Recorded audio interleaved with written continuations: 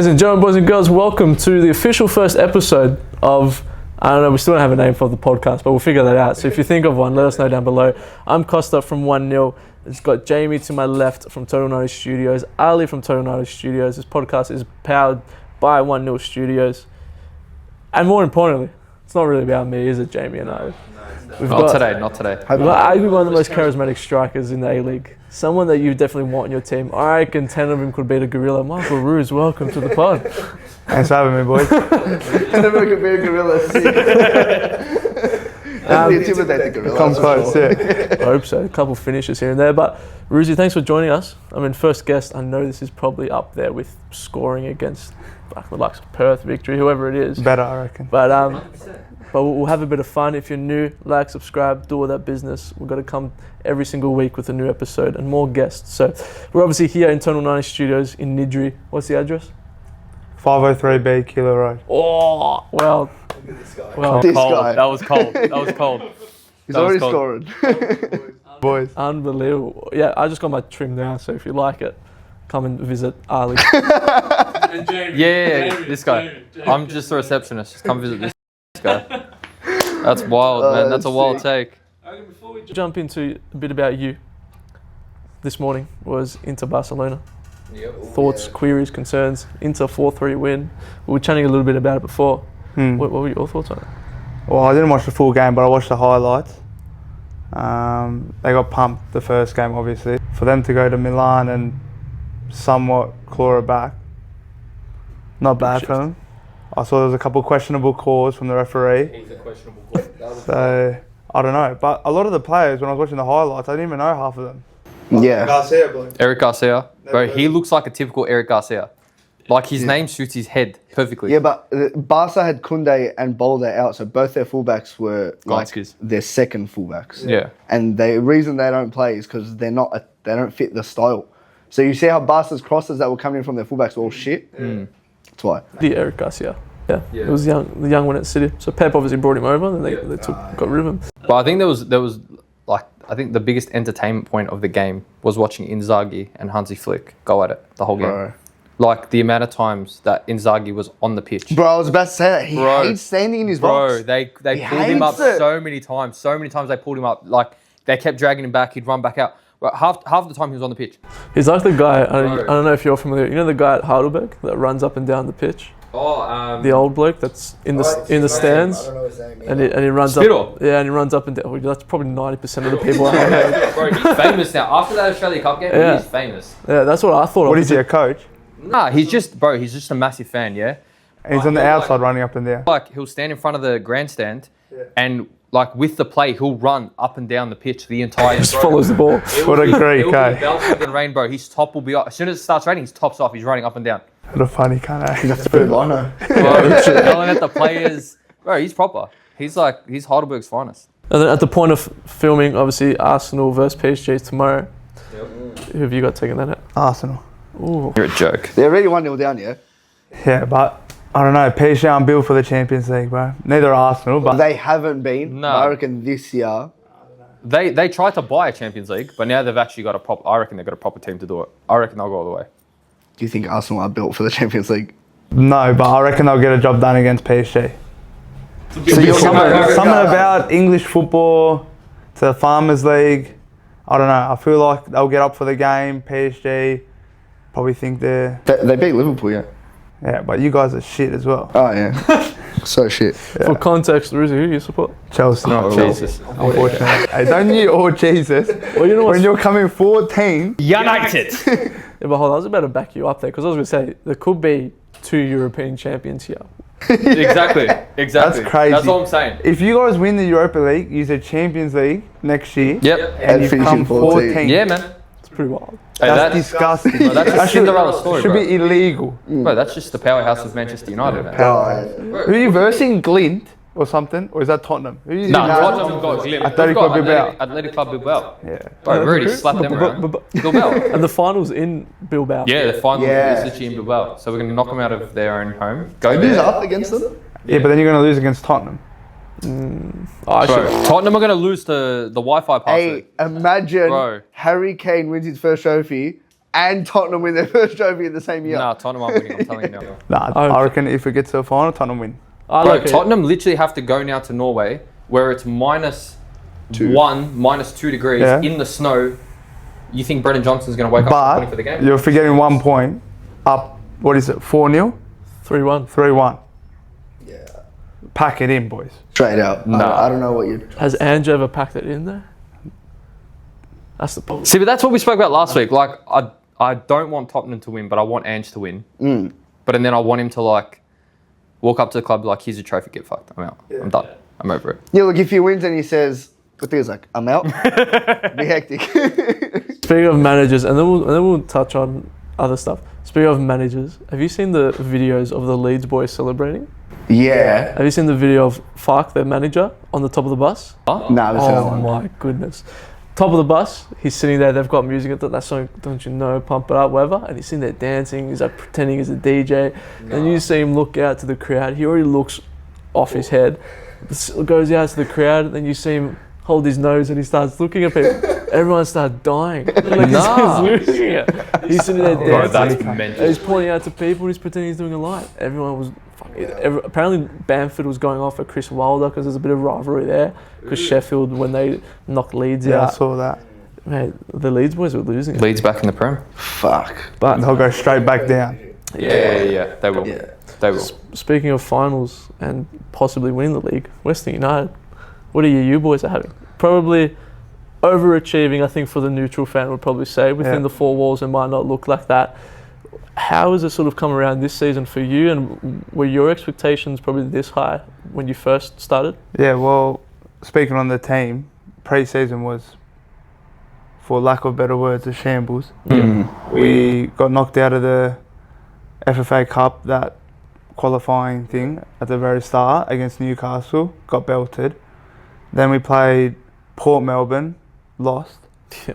Then we played George Cross, lost. So we're talking NPL 2 teams. And we're just like, what the fuck's going on? Like, we lost a few players, but it was like nothing substantially bad. Yeah. And then start of the season carries on. I think we lost our first 7 games, and everyone's just like, that's it, just right I off think the towards season. like the back end of pre-season, like when you were having the friendlies against A-League teams, like Yeah. you were actually doing well. Yeah. Like there were decent results in there. Against Victory we won, City we won. So there was a few wins that we had, but it was just like you're losing to NPL 2 teams, but you beating A-League teams. It's like, Yeah. Didn't make sense. it didn't make sense. Was that like a mentality sort of thing? Like, do you reckon the boys go into Because what? It's coming off an 11th place finish Us. Yeah. the year before. So I don't know. Well, I wasn't involved in a lot of it yeah, that's true. due to circumstances we can't talk about. but yeah, I don't know. I'm not going to say I was the problem, but it's just everyone just didn't feel like we had a culture or a sort of style of play, and everyone was just doing their own thing. Obviously, we're trying out new formations, new players, and we had Ibasuki come in, Tate come in, so there was still a lot of getting used to each other, but I feel like we've timed our run to perfection almost. And on top of that as well, you had what, 7 promoted from the academy? Yeah, we had heaps A lot of young boys kids promoted. coming up as Yeah. well. But in a way, they're good enough to hold their own. 100%. Did that change up the whole culture and like environment of what you already had coming from the season before? Like signing international players and bringing up youngsters? Yeah, 100%. Was that like really hard to gel? Even when I first came, we had like old players everywhere. Troisi, Prijovic, Diamanti, Yeah. Lacroix, Tongo Dumbia. So it's like we had all these old heads, experienced players that were, kind of towards the back end of their career, didn't really care too much about what was happening. Yeah. Then we've moved to Tarnee, and everyone's just got this big shock of like, who's gonna be this role model, the leader for us that we can, take some experience off. Yeah. And then comes into this year, and we've got young boys that towards the back end of last season were doing all right, well, getting minutes, starting to build a bit of confidence. So I feel like it was just that first barrier that they had to get over, to think like, especially Dylan Leonard. Yeah. Like, Bro, he has just- held himself this Yeah, season. at He's been 17 years unbelievable. old, it's like you're starting now. Like, fuck all this like I'm too young shit off. Yeah. If you're good enough to play, it doesn't matter what age you are. Yeah. So I feel like that was the one thing that like everyone started to realise, like, oh, we can compete in this league, and there is no team that can beat us when we're on our day. 100%.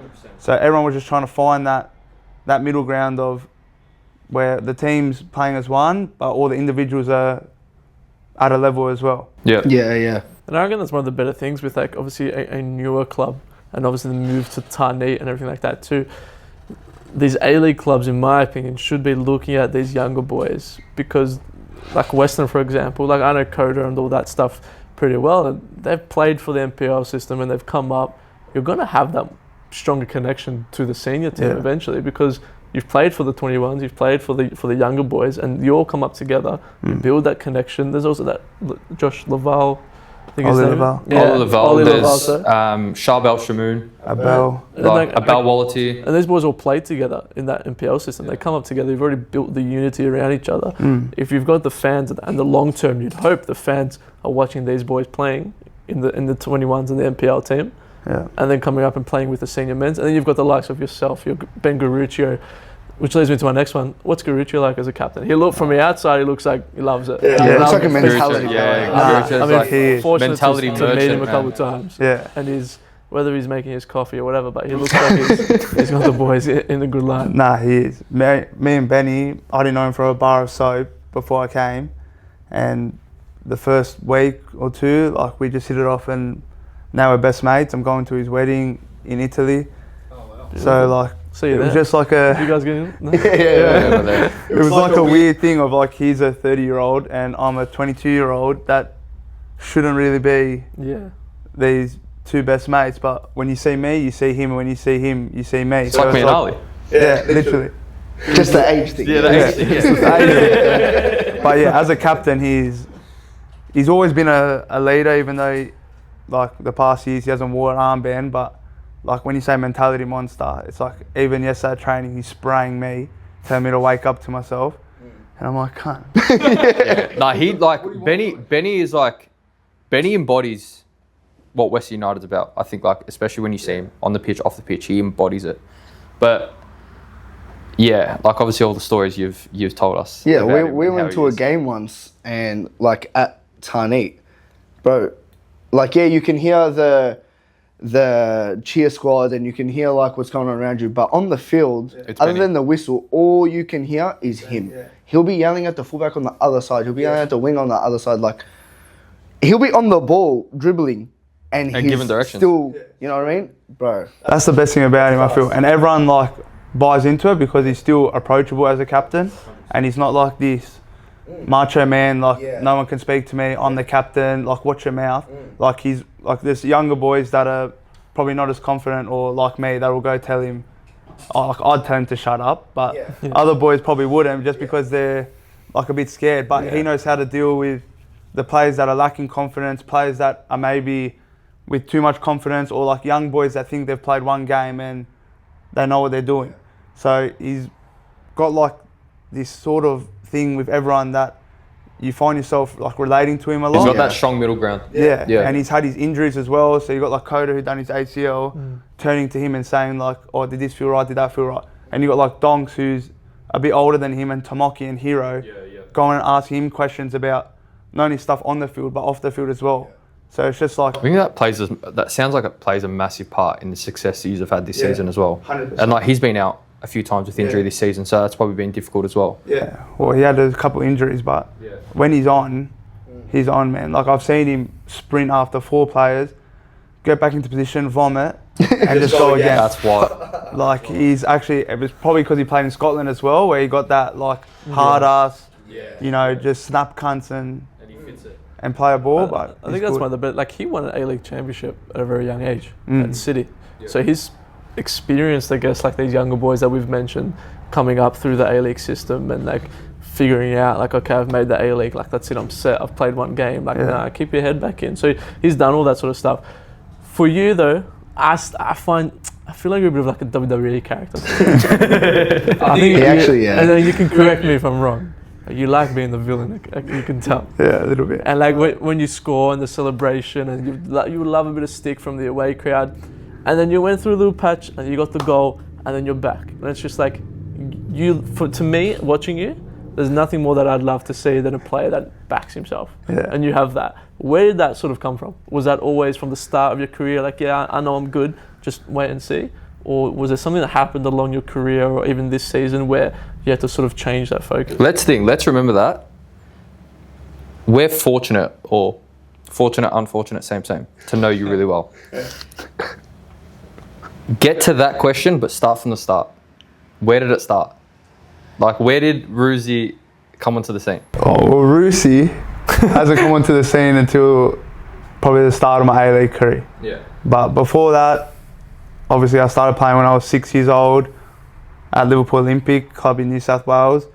Then I was never really like that good of a player when I was younger, but I always just had like this work ethic and heart. I abused 24/7. Hard. And I had like this sort of persona of just like never back down, don't take a knee, just keep going. So it was always hard work beats talent. Yeah. If talent doesn't work hard, that was sort of my thing.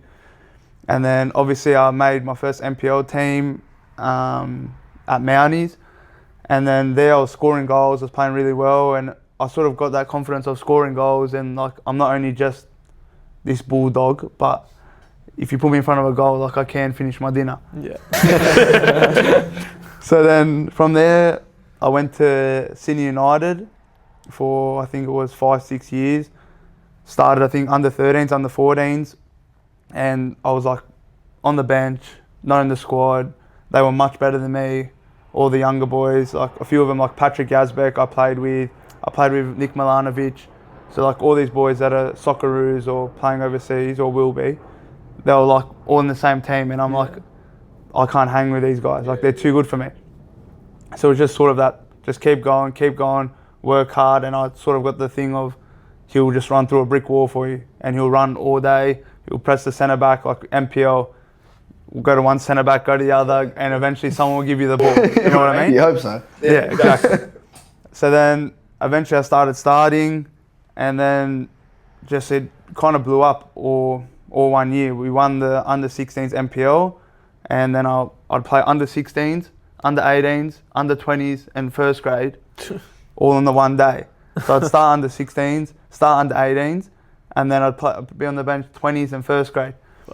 And then I'd start training with the first grade, and it was like a massive shock, 16 years old. Absolutely. And I'm like, with men, and you know, NPL men are different to A-League men. Yeah, 100%. It's Brexit or nothing. Yeah, literally. So like some of the shit I heard or saw, I was like, I've never done this in my life. Like I'm seeing they're all shower naked, and I'm like, get fucked. Like I'm going home to have a shower. No way, are you crazy? Like I turn my head and like I don't want to see that. I'm getting changed like in the corner. Yeah, just put my clothes on. See you guys all sweaty, and they're like, where you going? I'm like, home. Like my dad's here to pick me up. What are we doing? Playing around. Yeah, like, they're playing soccer, tennis, naked, and I'm like, fuck me, man. Like, just taking back to the under 16s, train at 7:30. You know, Tell your family on the way home what's going on. Exactly.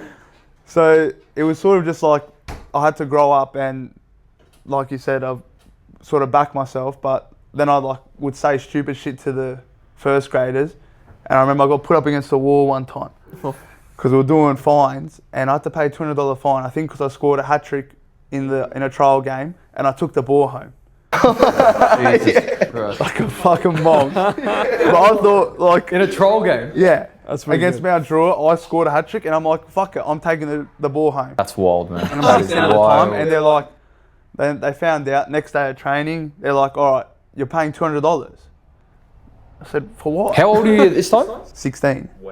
You don't have $200. No, I'm like what, you want me to ask my dad for $200? Like, where am I going to get $200 from? And they're like, all right, if you flip the coin and it lands on heads, it's $0. If you flip it and it lands on tails, it's $400. Oh, wow. Oh no. And I'm like, well, they're not going to make me pay $400. I'm 16. So fuck it, I'll flip it. I flipped it, lands on tails, $400. I'm like, oh, fuck, oh well. See you boys. And they're like, no, like, make sure you get the money from your dad. And I'm like, nah, like, what do you mean? Like, nah, and they're like, make sure. And I'm like, oh, fuck this. I threw the coin. And I remember Patrick and telling me, grabs me, puts me up against the wall, and gives me a spray. After that, I was like shit scared. Started crying on the way home, and my dad's like, "It's cold world, eh? Yeah. Dog eat dog world." That's football. So from then, it was just like I sort of gained their respect as well, because I was this young kid, but I wasn't like a little. You weren't going to back out of it. Yeah, exactly. So they were like, man, like we can use this kid, and he'll fucking go head to head with a 40-year-old. Yeah. He'll get weighed in, and you know he's half decent on the ball, and you know who knows, he might have a career somewhere. So they all sort of took me under their wing, and they're like, well, you're one of us now, so you'll be training, playing here, and that's it. Forget about under 16s, under 18s, under 20s. Like, Oh, that's you're even just impel. like you're a first grade player. And then obviously Sam Kristovic, the sporting director of Sydney United, is also the sporting director at MacArthur. So he was like, listen, this year we want you to play NPL first grade, and when the season's done or halfway through the season, we'll bring you over and you can come do pre-season with MacArthur. Nice.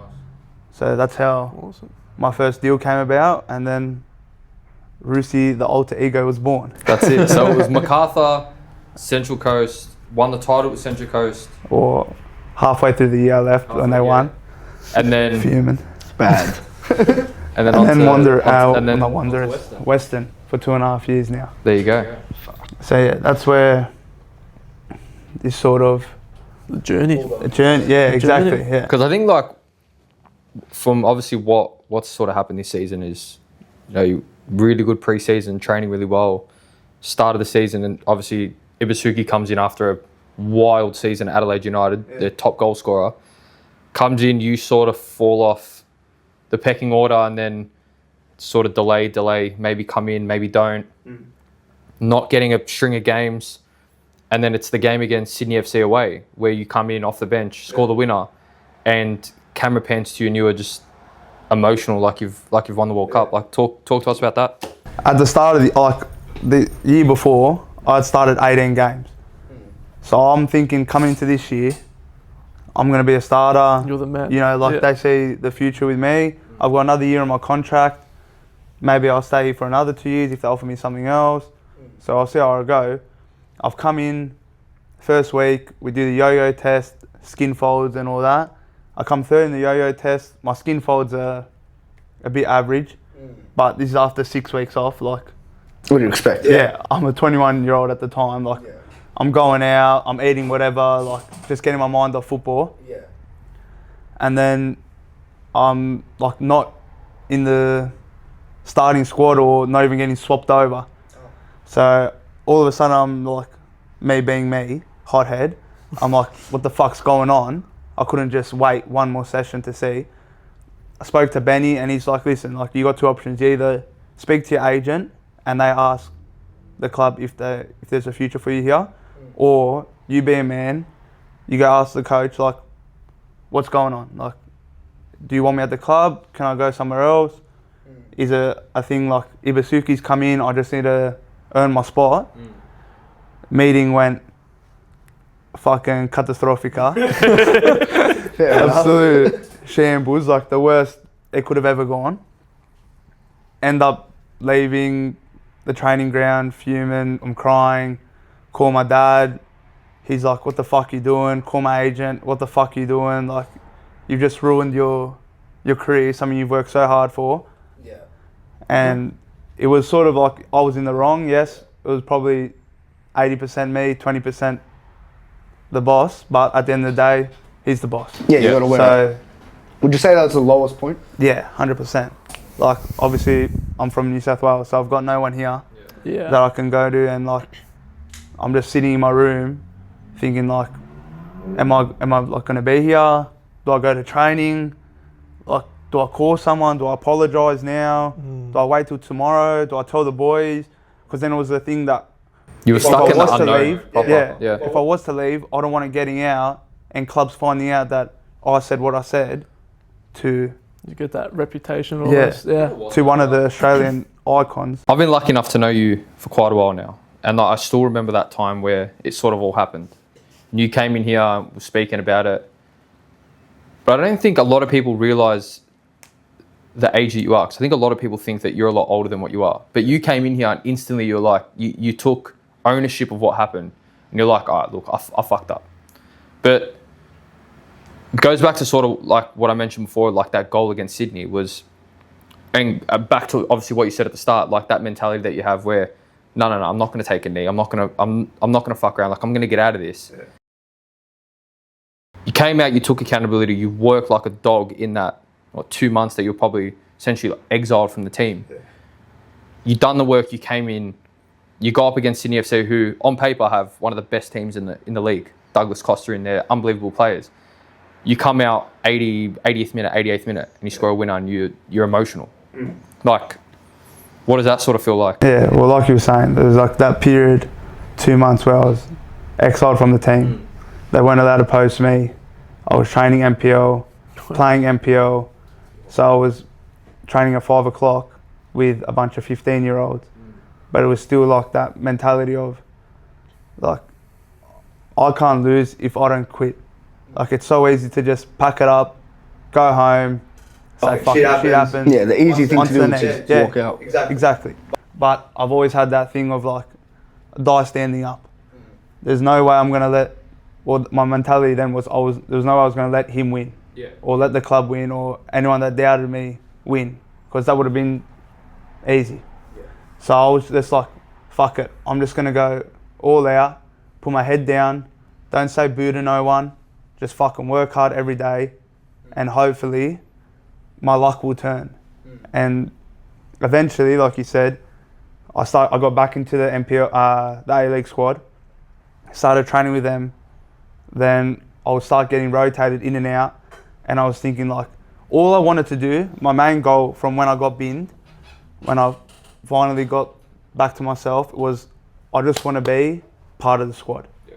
Just one game, just give me one game. I don't care if I start, I don't care if I score, I don't care if I travel.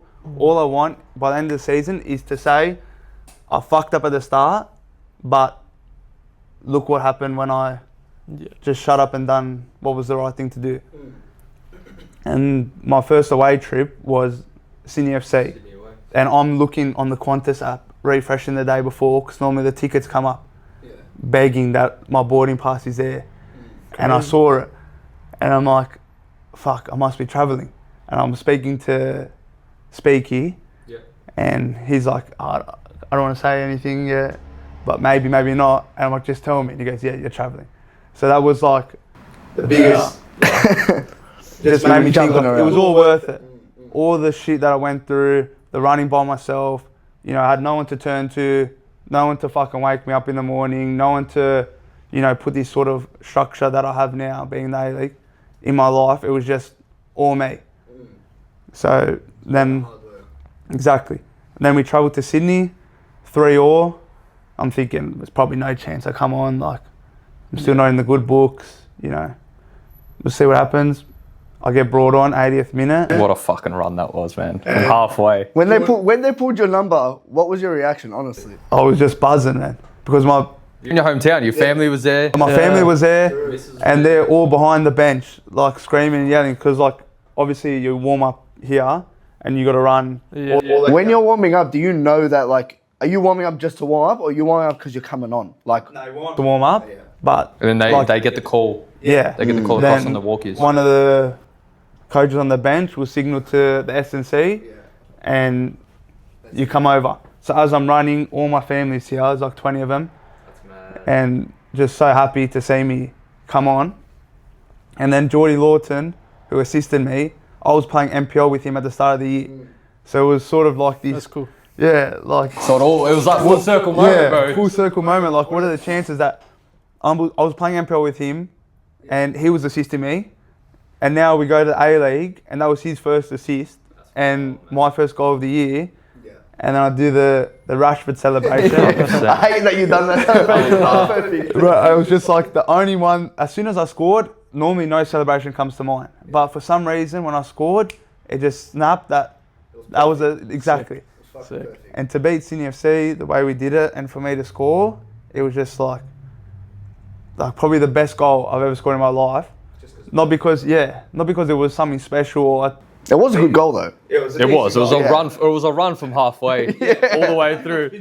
life. It's just you like running like a behind. bulldog. Yeah, I need to get exactly. Yeah, finish your dinner. It wasn't anything special. Top corner, take on 4 players, chip the keeper, this that. It was just like simple, do it, and it was just the weight off my shoulder was like.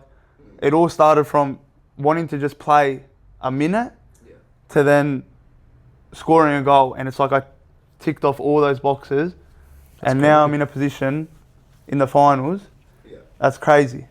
Especially for us as barbers, like we get to, like each client that comes in, we get to hear their story and everything like that. And like we're lucky enough to have, you know, clients like you, professional footballers that come in, because I've been lucky enough to speak to a lot of them, and I know a lot of local footballers, NPL footballers, but there's nothing like being a professional footballer and being in the world of it that really like none of us will ever understand unless we sit down like in moments like this and speak about it. You're not going to understand. And it's funny enough, one of our good mates, Dill Pereira, one day sitting in the car and we're talking about it, and he goes, just imagine me as a barber cutting hair, and he goes, you have your boss on your shoulder with every haircut that you do, judging every single moment. He goes, that's what it's like being a footballer. Yeah. He goes, you're training each and every single day, and he goes, you've got someone literally up your ass making every decision for you. You stuff up once, you could be out of it. Yeah. And it's happened to so many where they're out of the team, they come back in, but for you it was like, yours was like essentially rock bottom. Yeah. Out of the club. Out of the club, and then you come in, your hometown against Sydney FC, one of the best teams in the league, and you pull that off. And like that, like after I saw that goal and like that camera turned to you and I just saw how emotional you were, I was like, bro, this guy's been on this for months, and for you to get that, man, that was wild. Yeah. And now I feel like that set off a chain of events after 100%. That as well. The mentality in the team. You've backed up was what, crazy. 5 goals now? 4, I think now. 4 in the last. But that's when it just like. It all shifted. Exactly. Well, that game started playing, and then we won 3 games after that, or in like past 80th minute, and it was sort of just like this realization that it's never over. We've got players coming off the bench, and we got like Geordie Lawton scoring bicycles. Bro. Jordy it's just those things that like after that, bro. You need that luck to win games, and it's like they just kept falling for us. The stat up to that point was like Auckland had the most wins after the 75th minute. They were undefeated. Yeah, but they had the most like winners after the 75th minute, and then you guys came in like with those 3 games, you jumped them completely. But the whole momentum swing within the club, and I think as well as like you add all these little moments in of like where you guys were at pre-season, coming off an 11th place finish, to what people were saying about the club, to the players that you've had in the squad, to then now, like, fuck, you guys are serious contenders for the final series against fucking top quality clubs as well. But it's like with Western, fuck, you don't know what you're gonna get. You seriously don't know what you're gonna get, but you're gonna get a good quality game. How are you feeling heading into the finals? Yeah, good. I feel like we've like done well in the back end of the season, but especially the last 2 games that I've been starting in. Like we beat Sydney 1-0, and that was a must-win game for them, or at least a draw for them to make finals. So with all that pressure on them to beat us, they were just throwing the kitchen sink at us. And for us to come out with a win there, and then against Auckland, like you can say what you want, like they were fucking partying all week, they have a week off, but at the end of the day, no one wants to lose a game of football. No, 100%. So, like you said before, the timing now is, or not now, but the last month, 2 months even, is when teams want to start hitting form and time their run. Yeah, exactly. So no matter what, Auckland you don't want to lose a game just before the finals start. 100%. Coming off another goal against Auckland as well, which is good. Yeah, which is massive, and I'm starting again this week. So you put the dog in front of the goals, finishes it. You scrapped at that goal, yeah? You scrapped at that ball. Sniffer dog, bro. You were just like, legs around. Ball comes in, defender, pinball machine, bang. Fox in the box, bro. Botic, what's it like playing alongside him? Because he is, at the moment, just going for everything. He's like, you've got you as a sniffer dog, you got him as a sniper. Like, what's it like having someone like him, especially like with you two being so close in age? what's it like with him up there? Like, Well, me and Noah like grew up pretty much the same level. He was at Rockdale, I was at Sydney United. When he was playing upper age, I was playing upper age. When he went to an Aussie camp, I was at an Aussie camp. yeah, nice. So like, we went to all these Aussie camps together. My first Aussie camp was in Turkey, and the first game we started together, I assisted him in my first game. So it was sort of like this Cool. new friendship was Little joy. born, yeah. So like healthy healthy duels, like healthy relationships. Well, it was always like a competition. Like when you're at an Australian camp, it's always like, I want to be doing better than him. And it's not until like we started playing together at West United, it was like, I thought like we were similar, but then he's just found his feet and he's just fucking taken off now. And stop him, yeah. Yeah. And all credit to him because he's a top kid. I live with him here. Oh, yeah? So I've been living with him for 2.5 years. Wow. It's not a fucking spoon, fork, fucking bed sheet is like ironed every morning. He's just absolutely Mickey Mouse. Like everything is meticulous, done to a... I feel like but like you look at Botic, bro. He looks like his own mentality monster. Yeah. Man. Like Yeah. he is like. So I didn't want to say when you said dog, like he gives dog vibes to him. Oh, bro, he's got that dog in him. Yeah, no, he no, does. he's got that dog in him, Yeah. 100%. Because like you see him on the pitch, man. He does not stop. Yeah. He's ruthless at it. And that's why I think like me being there as well makes him a bit more comfortable that he knows that there's someone that's going to press when he goes. With Hero, it's a bit harder, you know, like he's Hero's more older. that target man. Yeah. Like that old school sort Yeah, of exactly. like. He's more subtle with the press. Yeah. Yeah. So like if we're going, like we want to be kamikaze, Yeah. jump ya. He's like Hero, top player, but obviously his strength isn't pressing, and we've grown up playing Australian football, which is just run all over cunts. You know what I mean? So There was a moment against Auckland where I think you went on the press because the pitch was slippery, bro. Yeah. The pitch was like soaked. You went on the press, keeper fumbled the bag, almost went out for a corner. So, and then it's like the next play, it's like you're going, Botic is going. It's non-stop. And then you got Gus coming in, flying like. So we found like that balance of we know exactly how each other play. I know when Gus gets the ball here, where I'm going to be. No one knows when he gets the ball in behind. I know when I got the ball, he's maybe coming to feet or he's in like a pocket of space that he can score. So like Noah's unbelievable. As a person, as a player, full credit to him. Like he almost won the Golden Boot. Yeah. But like he's unselfish as well. I think he's got like 7 assists or something. 7 or 8 assists. Yeah, like Yeah. for a striker, Yeah, I think you guys he's don't more- like passing yeah. the ball, so it's good. Yeah, he's not wrong. But like for a striker, you're like, fuck, man. Like you need that Yeah, unselfishness that if someone's in a better position than you, you pass the ball. yeah. I think that's been the good thing with Western United this year is it's almost hard. I'm a Victory fan myself, but it's almost hard to dislike the Western United team Yeah, because as a A-League fan and as a fan of football here in Australia, like you want these young boys to do well, Yeah. like yourself, like a Botic, like pretty much half of that Western United team. So it's entertaining and exciting to watch.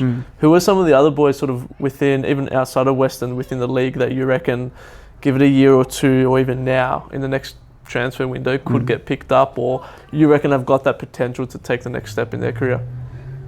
fuck, there's heaps, hey. Ryan Teague and Geordie Valadon to Yeah. me, I think stand out Like- as the Teague, me and Teague are close mates.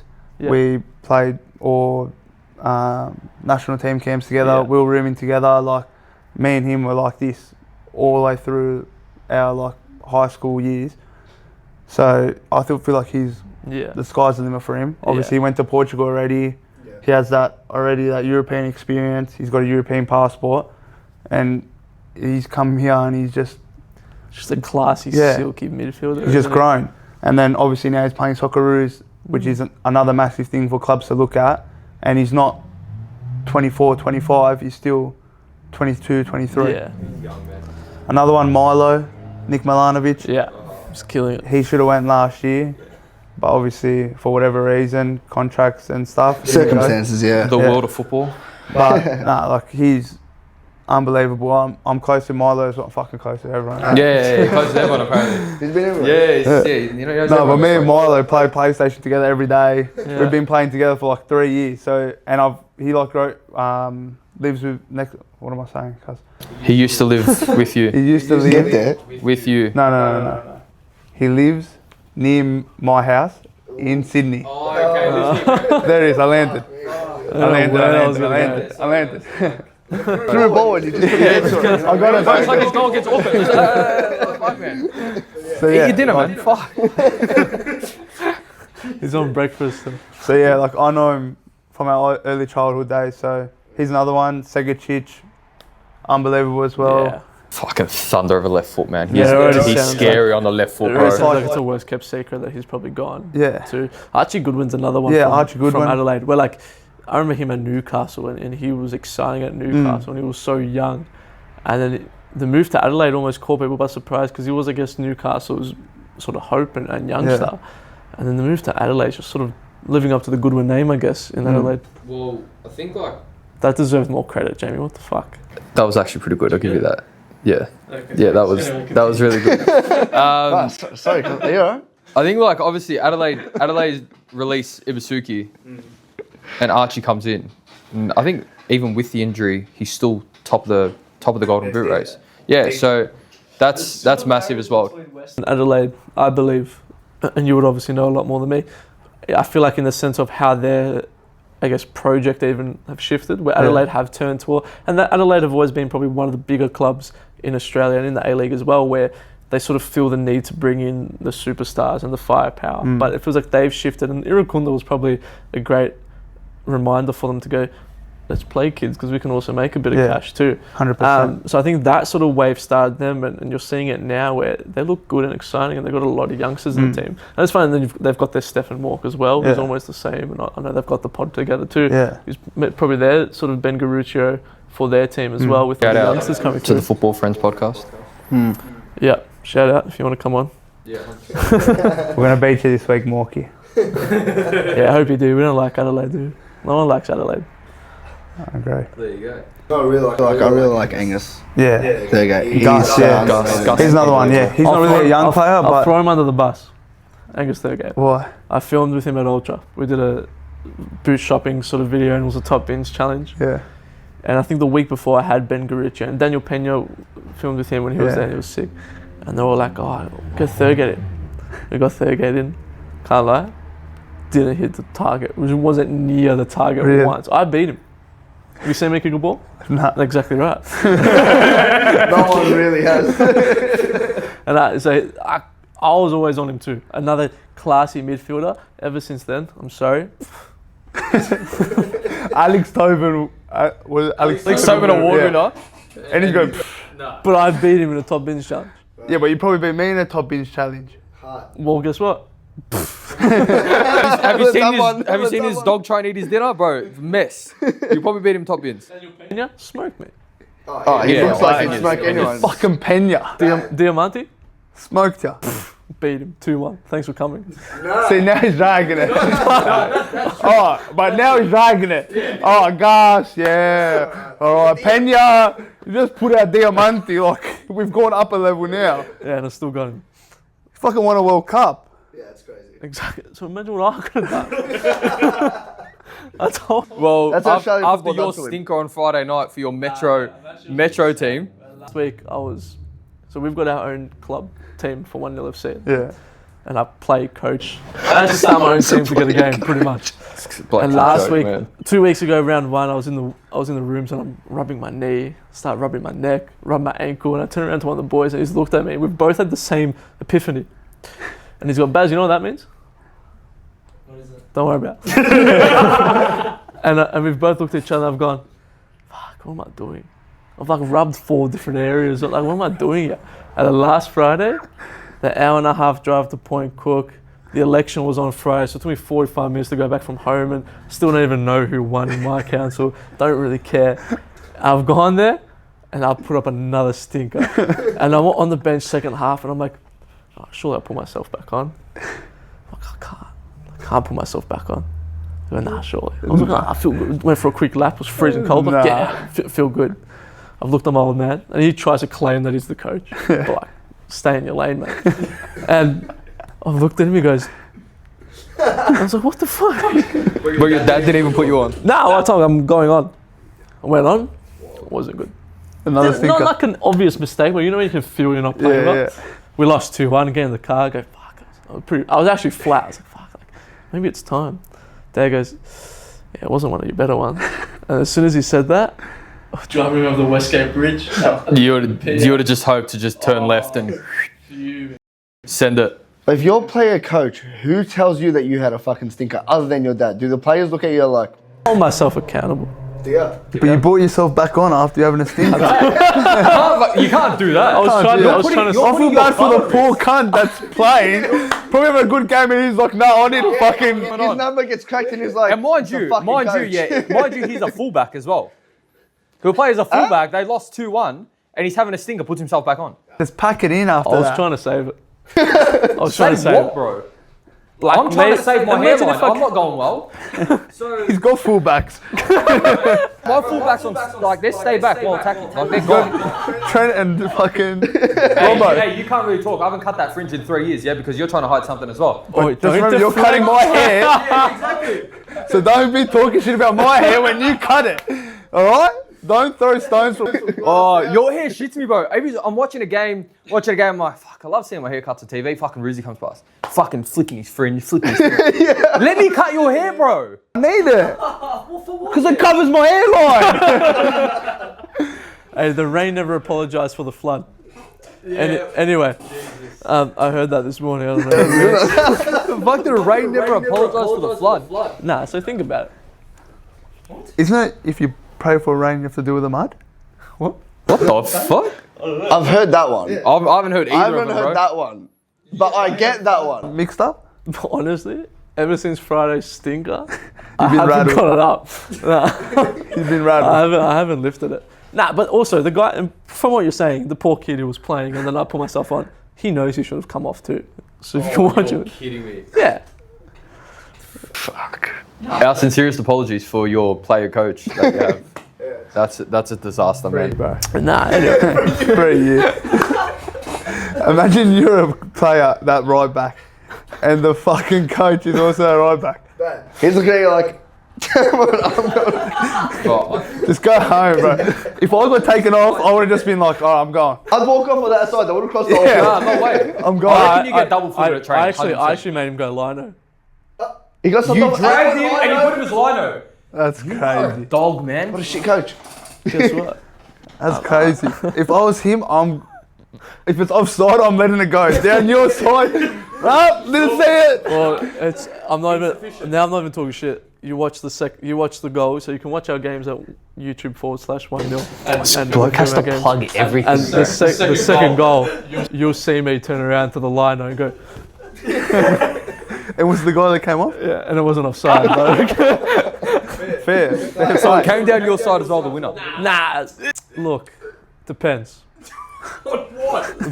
Balls come. Nah, look. All right, if you really want to deep, I'll pull up the clip if you want later. We're talking too much about this, but like Artie, I'm gonna throw Artie under the bus. He's like gone to clear the ball and he's just kicked it up, and it's like edge of the How's his box. touch? And then it was gone.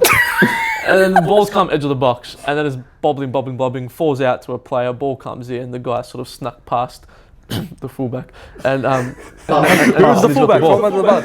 it was Who was offside. the fullback? Throw him under the bus. Don't worry about it. It was offside. I'm telling you, it was offside. How do you get snuck past? It was offside.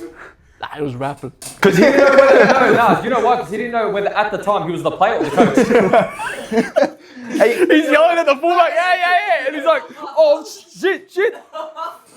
Hey, you know what I want to know, but as a coach, yeah, is there any other player coaches in the Metro?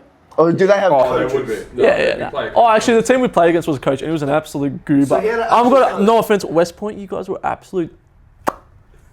Whatever that. Wait till you come back. Yeah, wait till you come back to HLT Alton Reserve. Wow. So whenever you're having a little argument with the team and that, do you run from fullback to get in the other coach's face? Like what? It's like, all right, Baz, relax there. I got Baz behind the pissing camera. himself. He's lost it. He's my number one supporter, man. 100%. You know what? Actually, but anyway, so believe it or not, Ruhs, I'm set piece taker. Corners. I can put a ball. He probably thinks I'm shit now, but trust me. This guy's doing it. So the only one I love, because I reckon it was like FIFA 12, 13. Remember Here you we couldn't go. make a custom corner tactics? Where you just take the corner. Yeah. I would have been 10 years old then. How old are you? 22. How old do you think I am? I don't know, 23, 24. 22. Oh. Thanks for coming. Who plays FIFA 12 though? I don't know. I don't still play it. Yeah, but like at 10 years old, I wasn't looking at the corner tactics. I was playing. I was looking That's at why Real Madrid, Ronaldo. He's a coach at 22. I'm holding on to my playing career when I know the coaching career is there. But I'm holding on to the playing career. That's why he's trying to get me at 1-0. Yeah, pretty Shambles, much. bro. Pretty much. No, the girls won on the weekend. Big ups. And then so I used to like crowd the keeper. You know those ones. Yeah. Where you load every player in. So at train, I was watching Boulene's women's team, and they did that one. Fuck, you know, why don't I just steal it for Sunday league? I'm steal it with this thing. My best mate, Steph, he's like 6'12", and like he's wild. So I'm like, Steph, if you do not score 5 goals at least from corners this year, you're out the team. Yeah. Like you have to. He's a giraffe, but the friendliest giraffe you'll meet. And I'm like, all right, so we're practicing these set pieces. I'm taking these set pieces. I don't even know where this one's going. Oh, and then my old man, every time we get a corner, boys, like we practiced. And I've gone, fuck, don't say that. He ruined it. I've stepped up. Oh no. Doesn't go in. Oh no. Yeah, Doesn't it was go in the just- field? Nah, I just had it. I could hit the post on the outside. It was close. Are you serious or what? It was Bro, you're done. You're done. I bet it too much like Beckham. You're done. I think you're done. If you're Like, aiming for someone 6'12", why are you curving it? Just put it Brad, up. put it up in the air. Put it up for the camera. Just stab at it and just let it go. I'm running past. I go, Dad, stop saying that. Don't say like we practice, because then puts pressure on me. He goes, fucking put it in the box then. Yeah, I'd laugh at you. I'd be like, that's what you practiced. Yeah. But the next 3 we actually had a header saved by the keeper, and then I was all right. Hey, even though you're the coach, whenever you That's- take a player out or something, are you like in their face like fuck yeah, like that? Or do you stay sort of professional as a coach? Oh yeah. I don't start the talking shit. I know who doesn't though. I'll finish it. Speaking of getting in someone's fucking face and giving them a bit, how about you on A-League's post? Bro, Boz was chasing him, and I'm screaming, hit him, hit him. Boz is like little pit bull trying to get stuck in, and I'm just like, fuck it. A lot of dogs at Western. Yeah, literally. I just come, barge him over, foul 100%, flatten him. Everyone's teeing off, going crazy. I just get in his face. I don't know, it just gives me something like, 100%. makes me feel like, fuck you. You know what I mean? But in the most legal way, because you can't look at him and say fuck you. It's a straight red. And fuck me in Spanish. Laughing and Punta. yeah, going feel like this, feel like that, and I'm just like, hey, alright. Then I'm walking back. Yeah. Auckland assistant starts screaming at me. No way. Hey, fuck you, Ruhs. What the fuck? What the fuck? What? From the assistant. Bro, who are you? Assistant got up because early in the year when we first Auckland, that Tommy Smith centre back. Yeah. Don't like him. Anyways, I didn't shake his hand after the game, Fair bum. and he was fuming. I'm just like, fuck off, idiot. Like, get over yourself, bro. Like, That's a funny because handshake. Tommy Smith's actually next on the podcast. anyways, don't shake his hand. And the Auckland assistant, when we're having like a little handbags, you know, push and shove, he comes and grabs me from behind and tries pulling me away. Suplex. And yeah. Okay, I And I thought it was one of the boys, so like I haven't reacted straight away. And I look and I see it's him, and I'm just like, get the fuck off me! Like, what are you doing? Yeah. Anyways, holds a grudge on me. That game, I do what I did. Like 12 weeks later. Yeah. He's screaming like, "Fuck you, Ruhs." I turn around and say, "Who the fuck do you think you're talking to?" And he goes, "You're a fucking NPL player." And I said, "Guess what, fuckwit? I scored." And he goes to sit down. Yeah, honestly, he's like, sit down. I'm like, what are you doing? What a dumb thing to say. He just buried himself. Yeah, I know. And then after I go to shake that Tommy Smith's hand, you know, bury the hatchet, we're going to finals, they won the league. Yeah. And he goes, what, now you want to shake my hand? Oh. I said, Dicky, we beat you 4-0. Man. Far out, man. So they're full holding grudges, but Pretty much no one likes me in the Fair league. enough. Yeah. So I'm just that annoying cunt. They will Yeah. fucking trip you over, get in your face. But if you know me, But that's what you need, though. Yeah, but that's That's what you football need. straight out. That's what you if need, though. you are the striker and I'm the centre back and you're real nice to me, I'm gonna be like, Yeah, "What's wrong no, with no. this guy?" There's assistant coaches as well that love to pop up and just yeah, become a bit more Say something. important. like sit down and look at the set pieces. Hey, set pieces are a big thing, bro. Bro, this cunt. Don't start with your FIFA 12 custom tactics. Bro, I reckon the lippiest one has to be Jamo. Jamo here. Oh, he's a. I mean, I don't know him. Do you guys know him? No, not personally, but yeah, Nah, but he's always got something to say on the bench, bro. Yeah. like nicest I think guy. he's coaching. Where is he coaching? He's coaching. No, he was playing. No, he was playing. He's coaching at City. Yeah, he's assistant coach. Even Franjic, I played with him my first year. I thought he was absolute fuckwit. Like couldn't talk to him. He would like turn around and smack you in the mouth. Yeah. I still go over to his house now. You know, I went to his wedding, went to his son's christening, and it's like I don't know where he's playing. Is it? But he was coaching Melbourne Knights. Yeah, well, yeah, Ivan. Yeah, he's at playing at Uni Hill. He just left Melbourne Knights. Only last week, I think. He's left Melbourne Knights. There's been a massive cull of coaches. The one nil coach got the sack. Yeah, you need a. Do you sack yourself? True. Good question. Your dad will probably sack you. Your dad's chairman and owner. Bullshit. No, he's not. Hey, Yeah, the players what are you going to throw your sign- dad under the bus now as well? Like, is there- What show? The big show? Fuck me, bro. No No. one's safe. Obviously on that topic, but like, who's probably the one player? Who's the toughest player you've gone up against? Roderick Miranda. He looked at you like it was nothing. Nah, he's good. Miranda's good, but he's slow and he's older. So Yeah.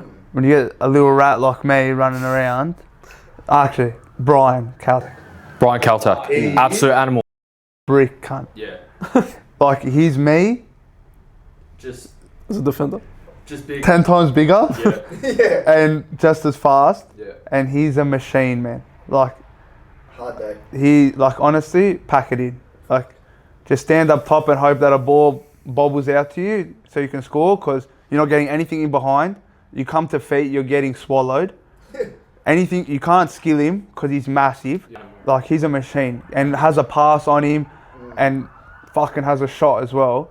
And Monty plucked him out of Vanuatu. Is he captain of Vanuatu? Captain of Vanuatu? Yeah. Like No, we went there they've with got that Mariners. other player. You know that other player? Oh yeah, I know who you're talking about. Yeah.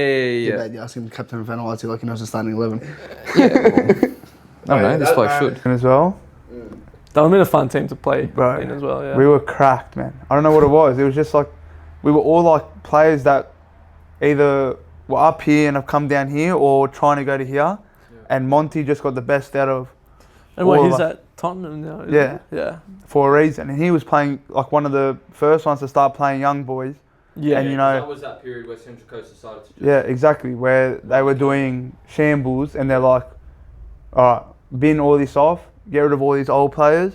We're just going to play our youth. And half the players ended up winning three Yeah. titles, Yeah. won a treble, and the grand final before it, 6-1 against Yeah, City, which was who wild. at the time, Well, unbelievable. Unplayable, yeah. Yeah. probably in the A-League. Yeah. Like they had MSN up top. Marco, Stefan Kolakovsky, and Nate Atkinson. That's all cool. Bro, it was literally MSN. Wow. It was literally MSN. Knocked out our first thing. They bopped us. Yeah. And we're like, and they were all 2-3 years younger than what they are now. Yeah. And they're all Socceroos, or apart from Collar. Is there a player or players that you have like, when you play against them, it's like, I'm coming for you. It's like a 1v1 or I'm coming for you. Like, I don't want to lose to you. Like, is there any players like at certain clubs that you're like, I don't want to lose to you? Like an unspoken rivalry kind Yeah. of thing. No, not really. Yeah, Or you've just got that What mentality about- that it's anyone can get it. It's on Anyone can site. get it. On site. It's on site. What about between clubs, like with Western? Like, do you guys even think about that? Like, obviously you'll see the media and there's people like us that think we've got a valid opinion that's trying to build up these, they hate them and they hate them and stuff. Does that ever get spoken about within, I guess, the club? Like, I don't know, with Western, like maybe like Western against Victory. Yeah. Like, boys, we've got Victory this week. Like, we're the best team in Melbourne. We're the biggest team in Melbourne. Let's go pump it. Yeah, well, I feel like, me being from New South Wales, I'm kind of like, couldn't give a fuck about you two. But it's always like the boss will G it up. And there'll always be like some small thing that happens during the week. Like, Victory didn't give us 50 car park passes. They only gave us 10. Yeah. They want the home change room, even though it's our home game at Amy Park. So it's like, fuck these cunts. Yeah. We have to go out there and show them that we're just not, from the West. Because I've grown up in the West as well, and everyone's always like, oh, you're from the West, this and that. So that's more the thing. That Okay, cool, it's more the West versus CBD. the CBD. City, yeah. More than the teams, it's where you're from. Yeah. Because that's the thing, like, Victory, obviously, the oldest, the biggest club. Yeah. And they're just Melbourne Victory. Then you've got Melbourne City. Oh, well, Melbourne Heart, they came in, then get brought out by the City Group, oil money, and they're Melbourne City. And it's like, Western United come in, and it's like, there's finally, I guess, a team in Melbourne that represents something. Like, that represents an area, whereas, like, you got Victory and City, who just like, all right, who do you represent? Yeah.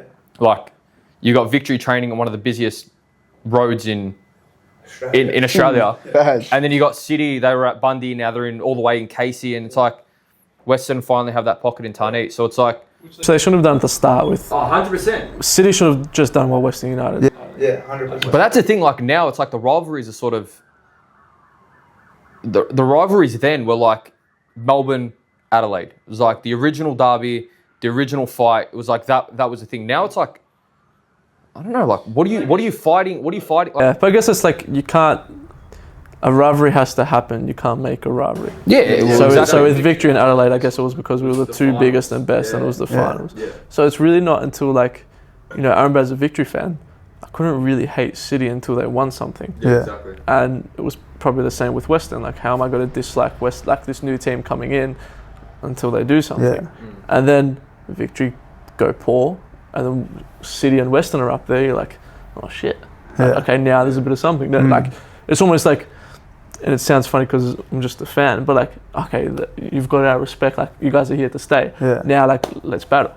But I think it's hard. I guess before we go in, because this could be like a massive different sort of thing, and I'm not sure how sort of in depth maybe the A-League players are, but with the whole second division and the national championship, does that ever get spoken about? And maybe do the players or yourself in particular have an opinion on that? Because I think what you said was super interesting. You're from the West, and that was a massive part.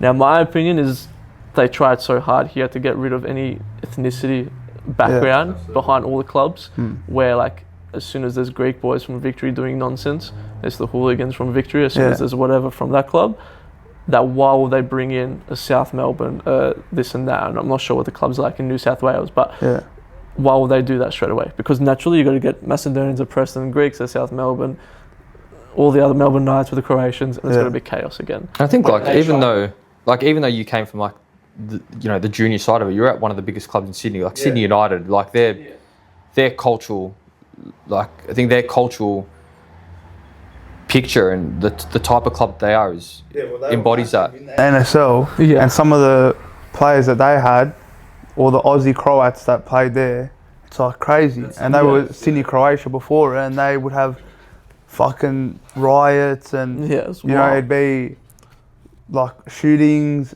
and the whole stadium would be packed full of people.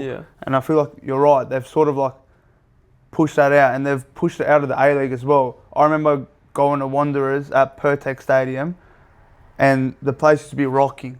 And you had all the RBB there, not just like 15-year-old kids that go now and think they're mad because they're wearing a bum bag and I've got a flare. Like, I'm talking like people that genuinely like were there to support the team. Love the team.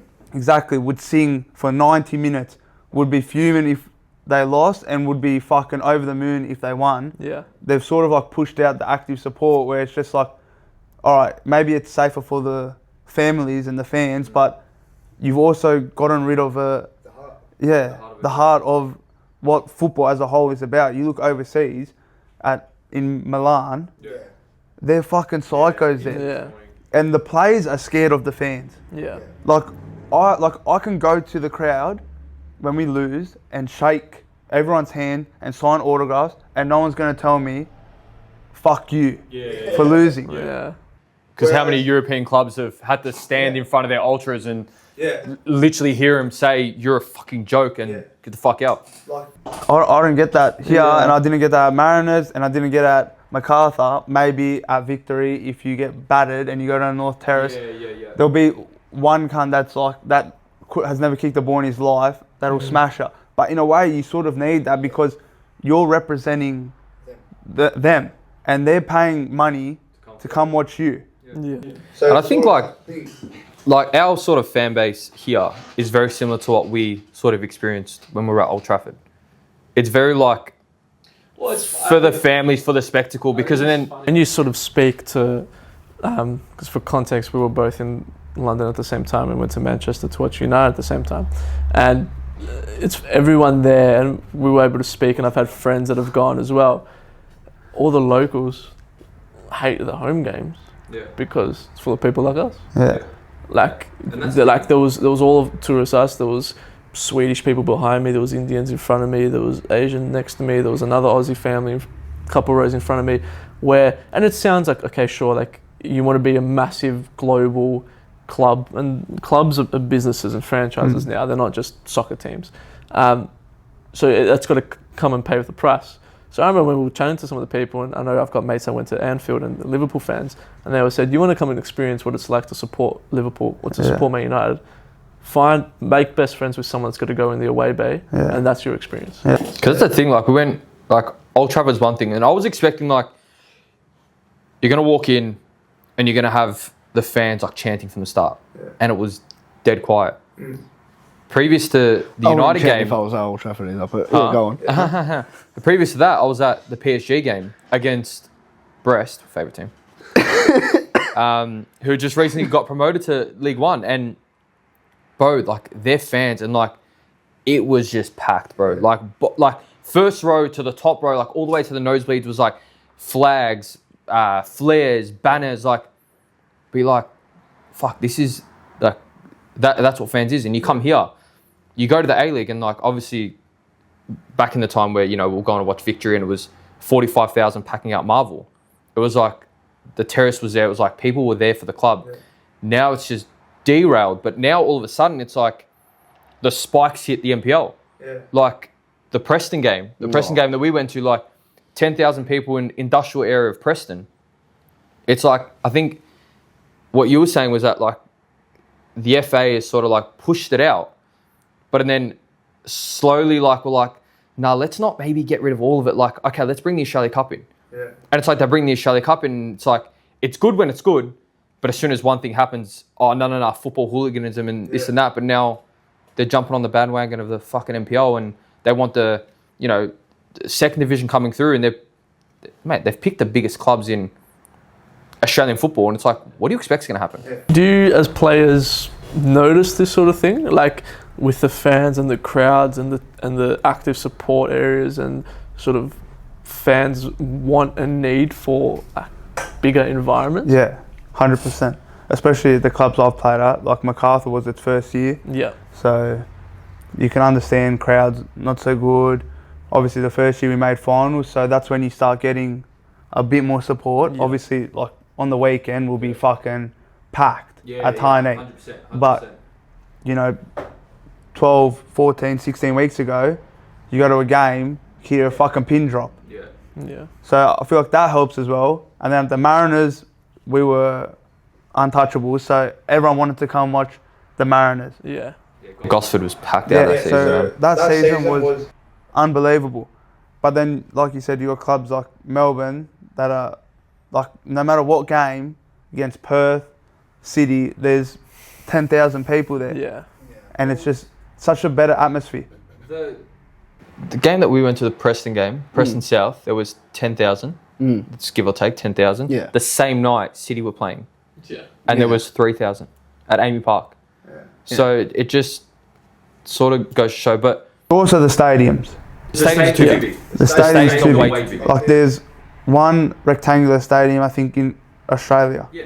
and that's Amy Park. Yeah. The rest are built for AFL, NRL. Because Rugby union, Gosford's cricket. built for NRL. Well, yeah, they play, like the Roosters play around there, or round or 2 or 3. So that's like a rugby stadium as well. Yeah. But I don't I know. think like Adelaide, what's it called? I still call it Coopers. Hindmarsh, but Coopers. That's probably the second best football stadium. I we've reckon. got. I reckon Cooper's takes over Amy Park. No, but a full Amy Park is better than a full Coopers. I've actually been to Coopers when it was Hindmarsh and watched Victory Cop at 4-2, Oh yeah. and it was unbelievable. But like a few of the boys say, like that's a club to play. Like that's the best stadium to play at. Because like the fans are like literally on top. Yeah, but imagine playing at the MCG with a packed as well. Oh yeah. Like that'd be fucking euphoric. But yeah, You've played in front of a full RBB like early days. Yeah. What's that sort of like? Scary. oh, not scary because like at the end of the day you're a player, you're protected. Like no one's gonna get on the field and slap you. But does it give you like when you walk out to a full RBB, like original RBB, it's like fuck. So yeah, coming on, it's like you feel like that sort of hostility, but like then it all drowns out. So when you're walking out of the tunnel, say Amy as well, against City or Victory, you're looking at the other side, McLaren, Lecky, Miranda, Fornaroli, you're like, fuck. Some big names, man. Like, this Some is going to big be boys. a tough gig. And then you got the whole North Terrace singing, what is it? Stand by Yeah, me. Stand By Me. With all the, and you see all the scarves, and then they've got like the fireworks and stuff, and you're like, It's ready to roll. yeah, like this is mad. Yeah. But you've also got that fucking, like, gosh.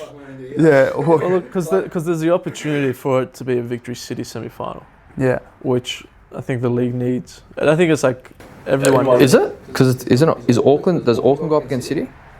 Nah. No, it's Auckland and City are So different. you guys will play. Yeah. Sorry. Yeah. We'll play Auckland. against City. Yeah, they've got City. We'll verse City. Swaps. But if Adelaide beat us, which they won't, they'll verse Auckland. Okay. And So they could Wanderers will beat Victory easily, so they'll verse Melbourne City. That's his call, man. Touches up. Hey, I love it though. I love it because Dill goes up against his old club, and then Pantaz is going up against his boyhood dream club of Victory. So it's gonna be good. It's mad. It's like all the T90 boys are like literally like going up against each other. It's mad. Playing as well. Milo's playing as well. It's gonna be so good. I haven't played finals in 5 years. It's good. Fuck. So you're ready to go. Yeah. Starting. Yeah. Watch out for Kikianis. Poor cunt. He's gonna have fucking nightmares. So he's gonna have, He's gonna have a long day for him. Long day. the dog wants to eat. Yeah. He's hungry, bro. The dog's hungry. Just don't get him a cut. Yeah. No. See, I'm not that stupid. One more question. For your games, especially obviously the home games, who's in charge of the music? Me. You're in charge of the music? Oh, that's why everyone's G'ing up. I'm the DJ. Yeah? I'm the DJ, yeah. You're the club DJ. That's hectic. Since I started in the A-League. I don't know how I first got it, but I was just... That's like a pivotal role in the change room. Yeah. Like Straight out, if you've got shit tunes, like you're done out. That's why all my tunes undefeated. But I don't know how I've always got it. Like, since I've come in, I've taken the speaker, played the thing, and they're like, yeah, alright. Like, No one's Just running it. fought you for it? oh, some people are like, oh, you play the same music, and I'm like, bro, do I look like a fucking... like, what else do you want me to do? There's got a new song coming out every day. Whatever works, whatever gets you up. Like, I play fucking Life is Life, the Yeah. Maradona. Yeah. It's the last song I play before you walk out. Every single game, every club, That's wild. the exact same. And it's everyone's like, just change it up. Nah. And I'm like, Well, most of your clubs have done pretty well, so I don't get why the fuck Yeah, you change exactly. it, yeah? it's Exactly. like one thing I don't change. So Yeah. I can play anything before it, but the last song, Yeah, Life is Life. that's sick. I like that. I think that's a Life is life. Life is life. On that note. 100%. Yeah, I like So, that one. thank you for joining us.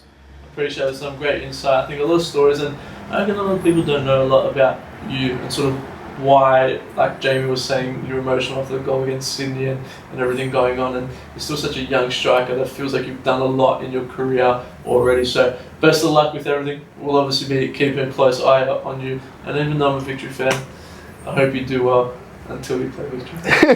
Thanks for having me, boys. Thank you, Appreciate you Richie. having us. Boys, good luck. Thank you. Have a good week here at the barbershop. Thank you. If you are looking for the barbershop, it is where, Ruhs? 503 B Kilo Road. Need you. Bravo. Actually, like, subscribe to the YouTube channel as well. Go follow Toronto Studios on Instagram. Follow at @1LFC on Instagram. And Good luck to 1-0. follow Michael Ruhs _. Is that your Instagram? Just Michael Ruhs. Just Michael I don't know Ruhs. where the underscore came from. Do you expect Hey, one? just quickly before we go, who do you have this week? We played Truganina on Sunday. Happy Mother's Day to all you beautiful Oh, mothers yeah. out there. Yeah, Happy sure. Mother's Day. And what else is there? Yep, and the girls take on Heidelberg, so go the girls. Good luck to Bundy. Good luck to Western United. Baz, thank you for another Thank you, Bazza. Thanks, Bazza. We got Avondale Sunday. Yeah, Avondale. easy. Avondale, yeah. They've come up from State 1, so it's gonna be a tough game Sunday. So we're 4 on the trot. We're 4 on the trot. Vamos. Easy win. Vamos. Easy, yeah. Ta. Swipe it. Swipe it. Little, Let's go. and then hopefully it's not a catastrophe. Because if it's catastrophe, I'm out. I'll end up being at 1-0. Thanks for having us. Thank you guys. Laters.